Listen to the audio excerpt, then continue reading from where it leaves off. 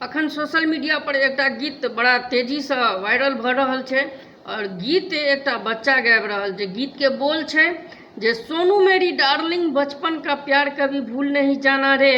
हम कहली बउआ अखन पढ़ लिख के उम्र छ, खाय खेलाय के उम्र छ, पढ़ लिख के उम्र में ई सब गीत नहीं नीक लगे छै बउआ। अखन तोरा गीत ओनाहु हिट में छ, ट्रेंड में छ, अखन हर जगह सोशल मीडिया पर सुनल जा रहल छै ई गीत। बउआ बचपन के गीत बचपन में नीक लगे छै, बचपन में नहीं गीत नीक लगे छै। तै दुआरे पढ़ लिख बउआ। नमस्कार प्रणाम गोर लगे छी, हम छी रवि कौशल, उपस्थित छी अपने तक के बीच यूट्यूब चैनल रवि कौशल के जरिए।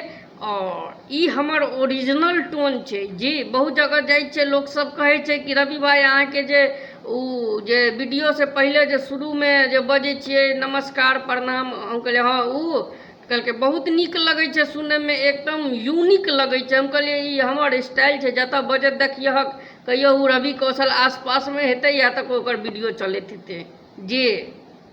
आओ अहाँ सबके बीच किछु चुटकुला राखी। हम अपना मित्र ओहिठाम गेलिए, देखलिए दुनू प्राणी के झगड़ करैत। कहलिए भाई ई उम्र में ई सब करे छी, धिया पुता नम्हर भेल, हुनकर कनिया हमरा गट्टा पकड़ देलक, कहलक यौ बुआ अहीं कनी फैसला कऽ दियौ।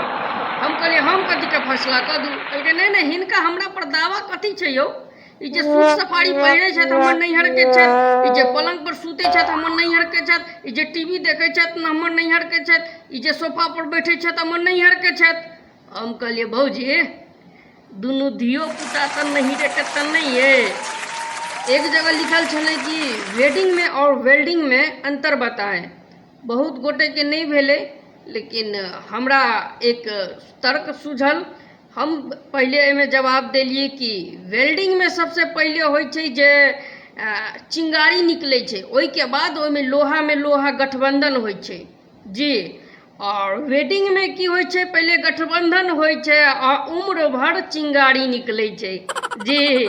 बहुत बहुत धन्यवाद देखबाक लेल। हमर यूट्यूब चैनल के अपने सब देख रहल छी तो सब्सक्राइब कर दियो, लाइक कर दियो, शेयर कर दियो।